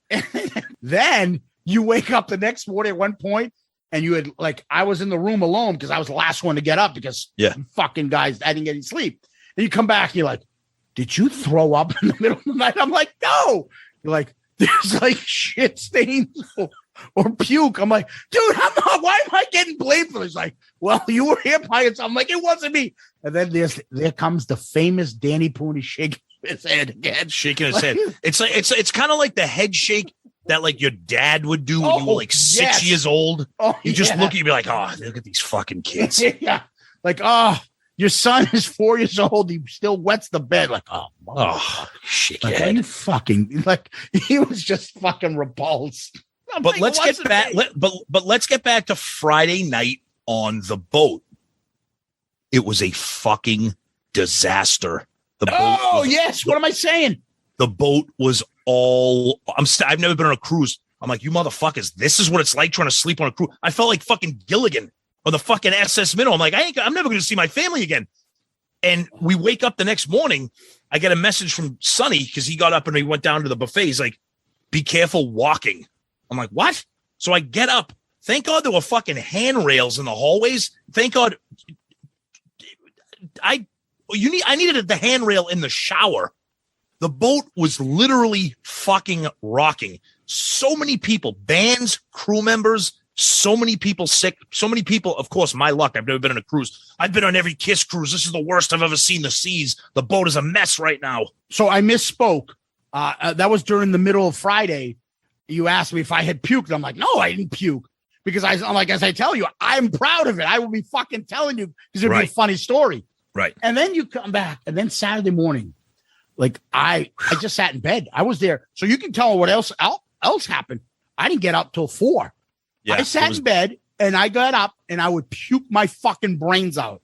Yep. And then I would get back in bed, lie down and be like, oh my God, if I don't fucking hold myself in this bed, I'm going to tip over. This boat was rocking like never. Thankfully I had my phone, but then you try reading your phone and Facebook and shit just to pass the time. And I saw a KISS cruise. All the people were like, this is ridiculous. I've never seen this. I've been on all these KISS cruises. This has never happened. So at least for me, I was feeling like, great.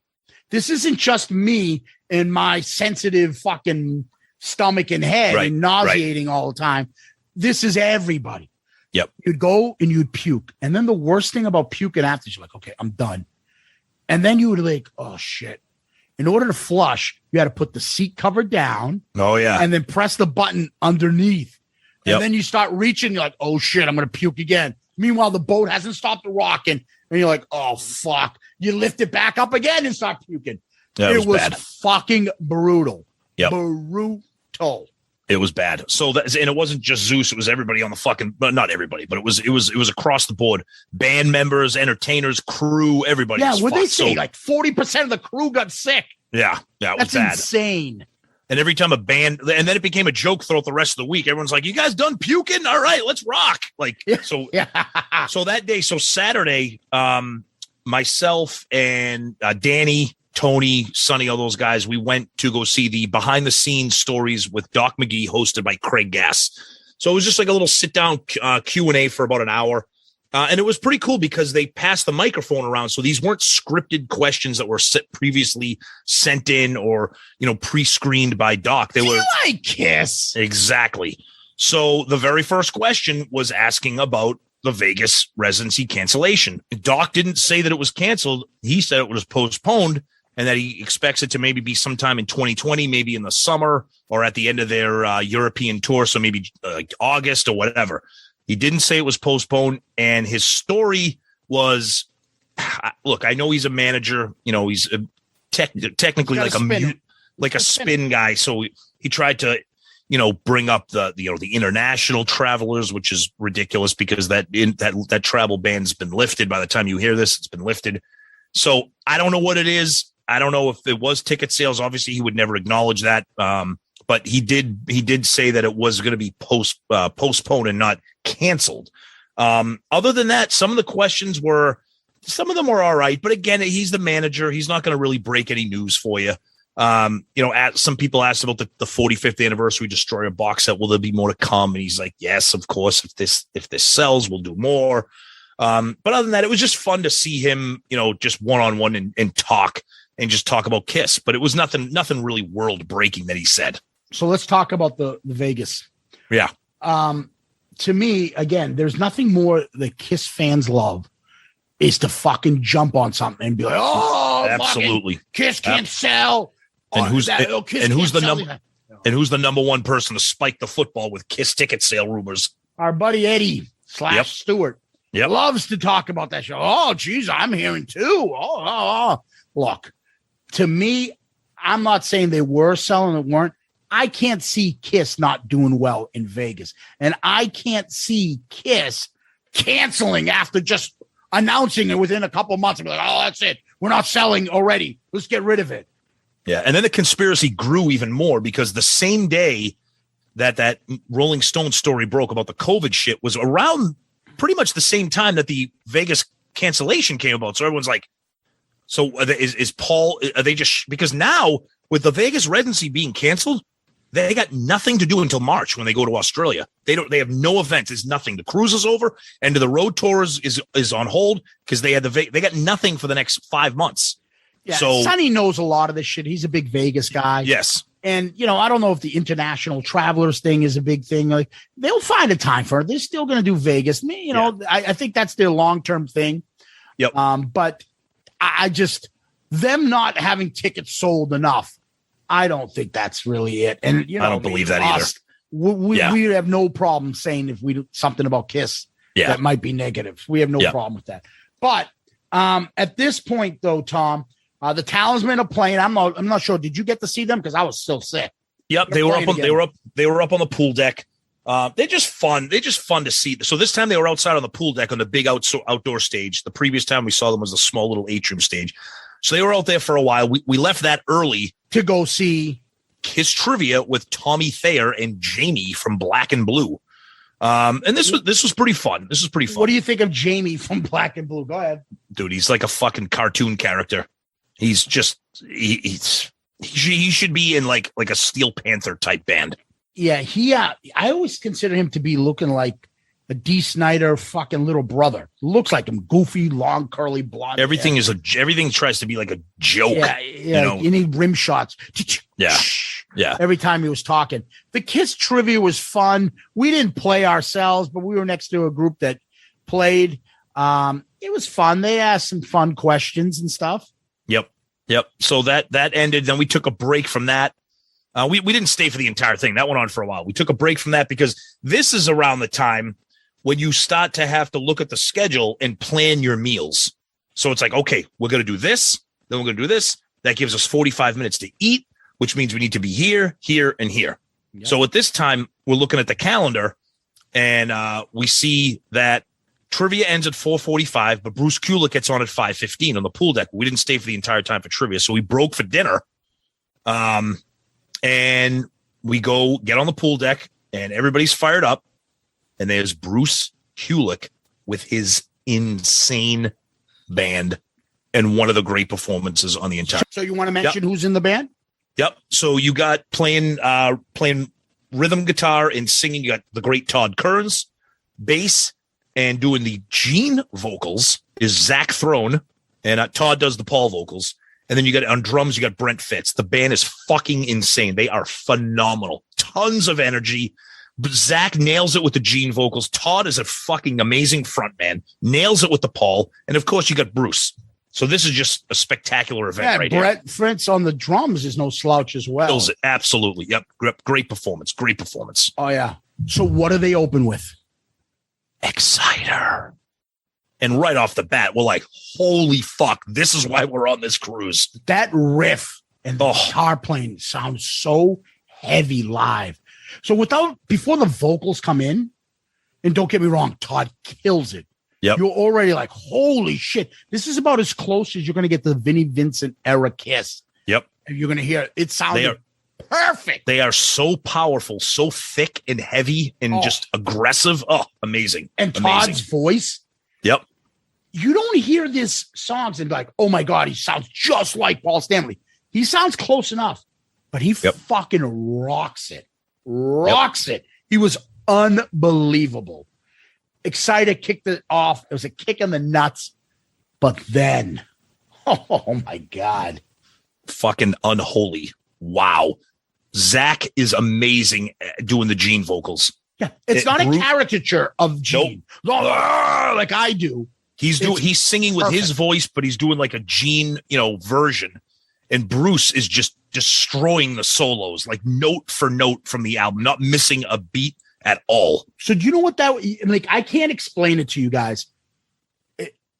I was like, I know we saw Kiss doing this shit, but it's like the closest you'll see Kiss going in a time machine of that era and seeing, like, you didn't feel that wasn't Kiss up there. And you weren't thinking like, oh, I'm using my imagination. You were just like, holy fuck. And when they went into Unholy, it was about as good as a version of Unholy as you'll ever fucking hear. Yep. He is incredible. Yep. Zach, unbelievable. So we're fucking blown away with those first two songs. And by the way, somehow we were playing the game. What are they going to open it with? What are they going to play with? And then our friend Sonny Pooni, go ahead. You fucking liar. It's a big fucking liar. We're like, oh, I think he's going to open up with Rise to It or, something from Hot in the Shade. Everybody's got their picks like, oh, they're going to open up with Exciter. Like, what the fuck? That's a fucking random pick. So I'm over at the bar. I grab a drink, and all of a sudden I hear, I'm like, that fucking Pooni. There's no way he pulled this out of his ass. Oh, and then guess what? Yeah, it gets worse. They're probably going to follow it up with Unholy. Like, and then he's like, who do I know? There's no way I knew what the set list was. Okay, Pooni. Come to find out, it was Exciter and Unholy. Yeah, but he found out. He knew in advance. Of course he did. Of course he did. That lying Pooni. I know you're listening, Pooni. I love you, buddy, but you're a liar. So then they go into a couple of silent tracks. Secretly Cruel. Holy shit. Oh. All Night. Yes. Trial by Fire. Pretty cool. Amazing. Sounded great. Todd does such a great Paul. And of course, those Gene songs, they're just, like Zeus said, time machine, time capsule. We were never around to see these songs being played, and Bruce was part of them. And Bruce just nails these 30 plus years later, almost 40 years later, 35, whatever number you want to put on. I don't know. He's fucking killing the solos. It's great. They're all rocking it. Yeah. Into it. You don't think that's not Kiss up there. You're just like, holy shit. They're making the songs sound heavy. Like they're not making them sound like Asylum-ish. Fucking rocking. Yeah. Then Bruce talks about that he wrote a song on Psycho Circus, the Psycho Circus, theme, and that was Dreamin'. So they performed Dreamin'. They performed it well. The song just sucks. Yeah, the song sucks, but they made it tolerable. Yep. And then a very touching part of the show. Bruce gives a little speech about Eric and what Eric Carr meant to him. And to honor Eric Carr, they're going to play some Eric Carr songs. So they played Eyes of Love and Can You Feel It? From Eric's, those albums that came out posthumously. His solo material. Posthumously. I can't even say it. From his solo album, songs rocked. Yeah, they did a great job. They're very good songs. I have the album. They're very good songs. They're not very, like we like to say, very Kiss-like, but they're very melodic. They're nice rock songs. So that, they did Eyes of Love, Can You Feel It? And then, of course, they did Little Caesar, which, of course, is Eric's song from Hot in the Shade, a song that Zeus and I both like that a lot of people don't like.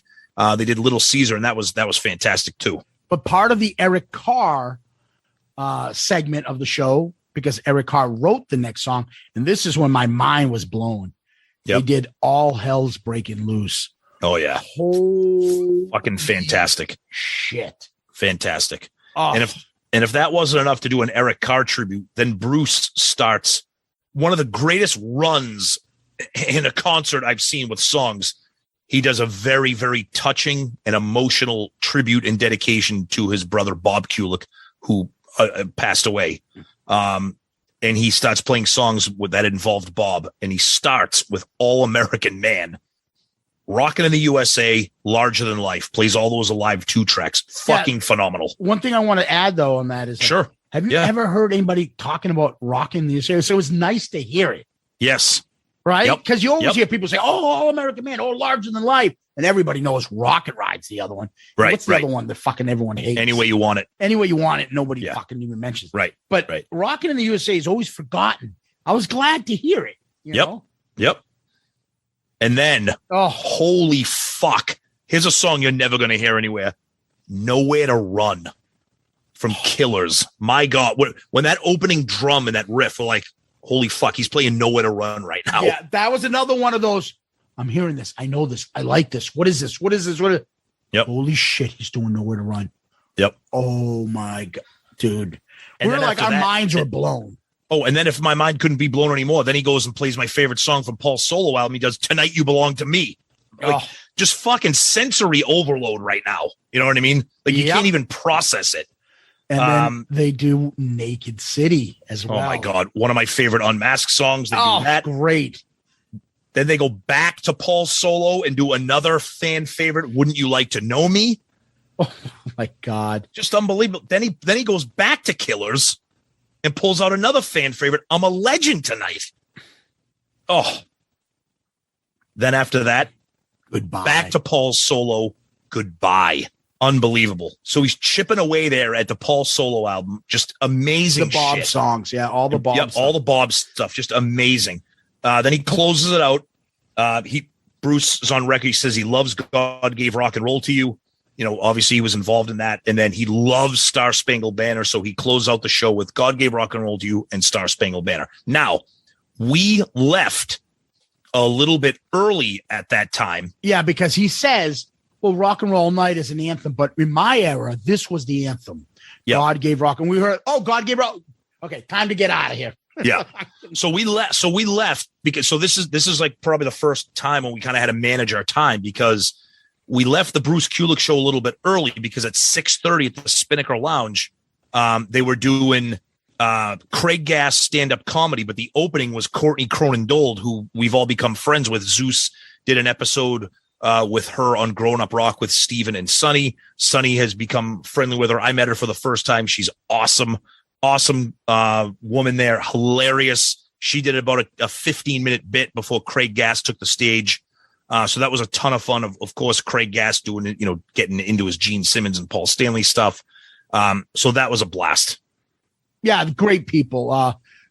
Craig was funny as hell, but Courtney was a riot, and she name dropped us. So she said something about her accents and making the joke about her Boston mom's accent and making fun of other people. What the fuck? Can't understand it, but you bought, Yep. And she was like, over there, we got, she said Zeus and shouted out Loudcast.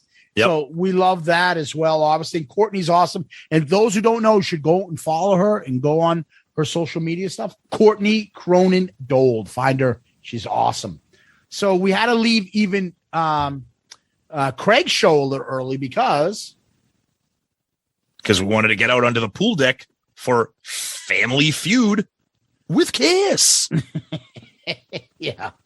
So we caught some of that stuff.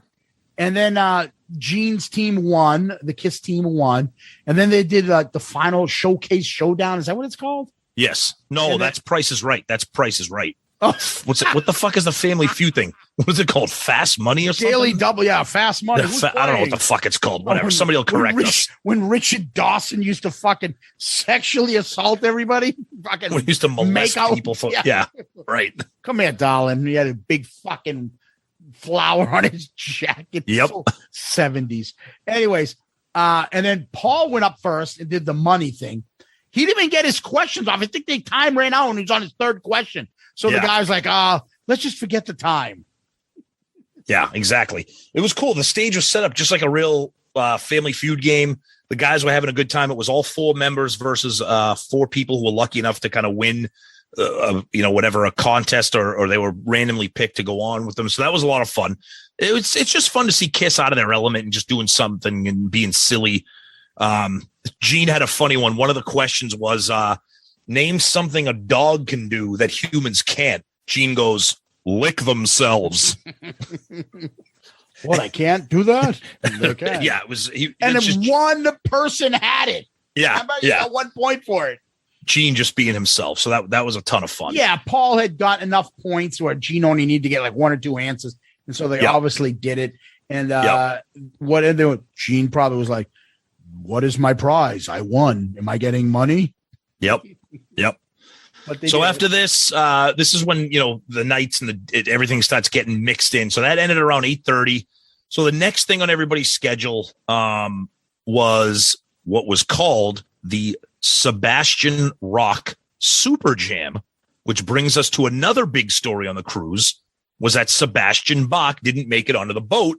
And multiple reports are now saying that it was due to an expired passport. Yeah, there were all sorts of rumors. He had COVID. He had to fly back because of family emergency. Right.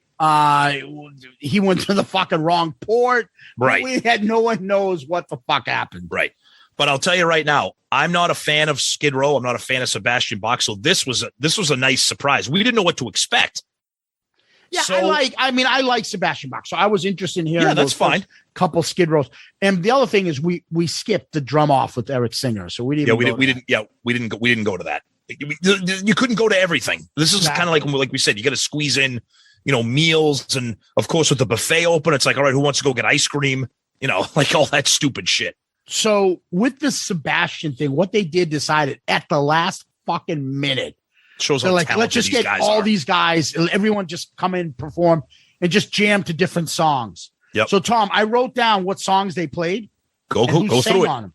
So I don't remember all the players, but they were everybody from Sebastian's band to most of the Talisman were playing throughout. Yes. Night Ranger guys, fucking Liliac people. Yep. It was awesome. So they first played Jailbreak. I did write the singers. So Thin Lizzy's Jailbreak and Phil shouts. Killed it. Then they went to Ain't Talking About Love with Tuck Smith singing. Killed it. Then they went to TNT with Zach singing. TNT. Oh my God. Dude, he nailed the fucking Bon Scott. It was awesome. Yeah, from AC/DC. Then Todd came in and did a whole lot of love with doing a Robert Plant Zepp move there. And Zeus and I are massive Zeppelin fans, and Todd Kearns did not disappoint doing that. Unbelievable. And look out for the Zeppelin Chronicles coming near you. Yeah. Then Todd stayed on and did Surrender by Cheap Trick. Yep. Then the girl, and God bless her, from Liliac came in and did Paranoid and Holy Diver. Everything that she sang sounded like her doing fucking Dio's fucking in a crouch with the fucking horns and like everything. I mean, God love her. God love her. She's a young kid in a band that's, a family band, a bunch of young family members together. It just didn't land well for us. It didn't land well. Yeah. And I think she's got like that operatic voice. It just, and this is, you're singing Aussie Paranoid. Like, don't hold the notes. Don't over fucking accent them. That doesn't sound like Aussie. It just, whatever. And then she stayed on and they did Crazy Train. But the one thing I will add though is Brad Gillis came on. Oh my God. Did Crazy. Now, if you guys remember, Brad Gillis was in Ozzy's band for a little bit after Randy Rhoads died, and then he released "Speak of the Devil," which was a bunch of fucking Black Sabbath live tracks, and Brad Gillis was on that album, so he kind of was the first to replace Randy. So he knows all those Ozzy songs, and he fucking killed it. Dude, he fucking destroyed Randy's solo on Crazy Train. It was insane. And he's so animated. Oh my God. He has never met a whammy bar that he doesn't love. He was amazing. Fucking amazing. Yeah, I've never seen him perform. So he was just you can't Me neither. help but get into it because you look at him fucking how hard he's working. Yep. He stayed on and then Todd comes out and they do ZZ Top's Tush, right? Yep. Todd stays out and they do Live Wire from Motley Crue. And then unfortunately something happened and they fucking couldn't perform any longer. It was like 11:15. And they were like, we got to come off. They won't let us perform anymore. Now remind you, we're in the middle of nowhere right now. Okay. The boat, the boat is in the middle of the fucking ocean somewhere on the way to Belize. They came out and said there was a curfew. How the fuck do you have a curfew on a cruise ship at 11 o'clock at night in the middle of the ocean? That blew me away. They literally people came out and they literally started unplugging shit. I'm like, I don't understand. This is fucking unbelievable. I couldn't believe it. Yeah. So we always do what we do at the end of the night. Between this some point, I think we went back. Well, at least a couple of us went back and the dessert, by the way, the dessert at the buffet is fucking unreal. Jesus. The options there. So we're either Insane. getting ice cream or something late night snack or something there. Yep. It's fucking unreal. So we decide to do KISS karaoke, of course. Oh, amazing. Yep. Yeah. And then we end the night with this.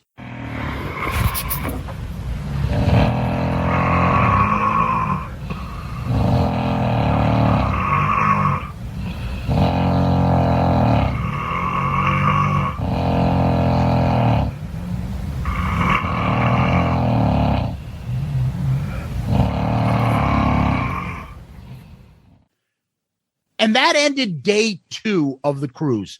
Yep. Now, we will save the rest of it because there's a lot more to get to. Yep. For part 2. Yep. We're going to cover our trip to Belize. We're going to cover Night Ranger, our KISS shows, more Bruce Kulick, some fun stuff we did in Honduras that did not involve us getting kidnapped or pirates taking over the cruise ship.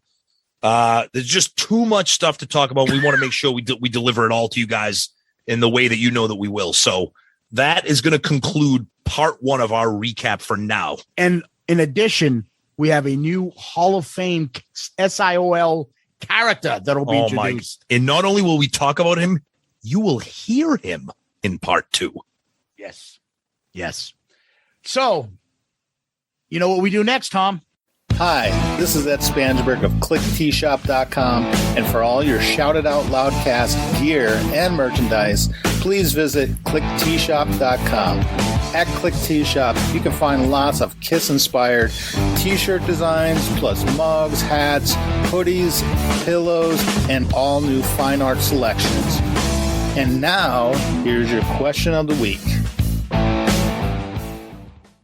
All right. Our question of the week comes from a big fan on Facebook, Philippe Melander. Off the top of your head, Zeus, what is your favorite solo from Ace and Bruce? He says, I don't care about Virus Vinny. What's your favorite solo from Ace and Bruce? I would probably, off the top of my head right now, without thinking. Yeah, go ahead. Off the top of your head. I'll say Shock Me. But I feel like, because I like when he says, come on, and then he goes off. I like that, but I know there's something else that I can't think of. As far as Bruce is concerned, probably Tears Are Falling. Okay. Yep. All right. For me, Ace, it's always been Shock Me. Always. If I was going to throw anything in there, I might throw maybe Parasite in there.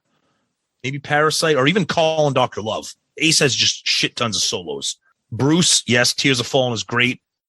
We mentioned it earlier. Got to see him do it. I'm going to throw in Unholy. It's just such a aggressive, vicious solo, and he delivers it perfectly. So, Tom, I'm going to go one step further though. Go ahead. Vinnie Vincent's all fucking A Million to One is incredible. Oh yeah. And in addition to that, I'll even say Tommy Thayer. His outro on Stand, your favorite track. I don't even think I've made it to the end of that song to hear that outro, so I don't even know. It's really cool. And those are some that I have, and those stick out to me more than the fucking other ones because there's so many great ones from Ace that you're like, it comes commonplace for you. Yeah. Well, Philippe, it's a great question, Philippe. Thank you for asking that. I think you may have just given us an episode idea as well. our favorite solos. So thank you, Philippe, for being a fan of the show, listening, and for submitting your question. Tom, where can people find us? All right. Our email, shoutitoutloudcast@gmail.com, shoutitoutloudcast@gmail.com. Please write to us. Comments, feedback, questions. Tell us. We try to read as many as we can during the show if we have the time, but I can assure you we do read them all. And Zeus and I always talk about them. And then, of course, our social media, Twitter, Facebook, Instagram. Comment, tag us, interact, send us direct messages if you don't want your comments to be public out there. We're always interacting very quickly based on those kinds of things. And of course, as we mentioned earlier, our wonderful Patreon family. You can check us out on the website or the app. Take a look at Patreon and all of our tiers that we have there and join the family. And we're also part of the wonderful Pantheon podcast network of shows. Tons of great shows there, and that's even continuing to grow. And we're proud to be part of that family as well. And our buddy Ed, who you just heard the question of the week. You want your Shout It Out Loudcast t-shirts, your Album Review Crew t-shirts, your Zeppelin Chronicle merch is coming soon. Check that out. Click T-Shop. Click with a K. Yeah. You can also subscribe to our YouTube channel, which is constantly growing. We really appreciate that. The feedback on there is also plentiful. So we also ask that you would give us a kind KISS review, a 5-star review, 5-star child review, that is, on iTunes or anywhere else you can leave a review. As a matter of fact, Tom, since the last time we were on the air, we did get a new review. Fantastic. Read it. Fantastic. A towel. Fantastic. A towel. All right. So we received this one by Rochester Willens via Apple Podcasts. 5 stars. The title is, do these guys even like KISS? Consistently great show from these guys. I enjoy the honest discussion about our favorite band to listen to and our favorite band to rip apart. It's all part of being a KISS fan. One thing I can't figure out after all these episodes, do these guys even like KISS? Now, I must have asked that question to everyone. Do you like KISS? Oh, my God. Then eventually it got to the point, like, do you like Queensryche? Everything became, do you like? But thank you, Rochester Willens. And like I say, everybody that sometimes I don't recognize the name that you leave, let us know who you are, and we'll like to thank you. We appreciate it. And if you decide to leave us a 5-star review, obviously we're going to read it on the air. So thank you very much for that. And we really appreciate it. The last thing I want to leave you guys with, you can always DM us on Twitter, Facebook, Instagram, and you can email us again at shoutitoutloudcast@gmail.com, shoutitoutloudcast@gmail.com. And Tom, do you have any famous last words for us? Of course. She's so easy to please, and it doesn't take money. No. We can have a good time when the skies aren't sunny. Poetry. Oh, it is. The plaster's getting harder, and my love is perfection. A token of my love for her collection. Her collection. That's poetry. Oh, yeah. Oh, that was the other thing, too. Yep. We just that was getting thrown out a bunch of times. We just kept blurting shit out. People would look back like, what? People be like, what? They'd just be like, good morning. Yeah. I think I threw out a couple. Yeah, fake ace. Yes. All right. Tom, thank you. KISS Army, thank you. Loudcasters, thank you. Guys, thank you so much. We're so excited that this cruise happened. We were on it. And we just have so much to talk about. Please, if you were there, share your thoughts on these first few days of the cruise with us, and get ready for part 2. Thank you, Zeus. Peace out, Girl Scout.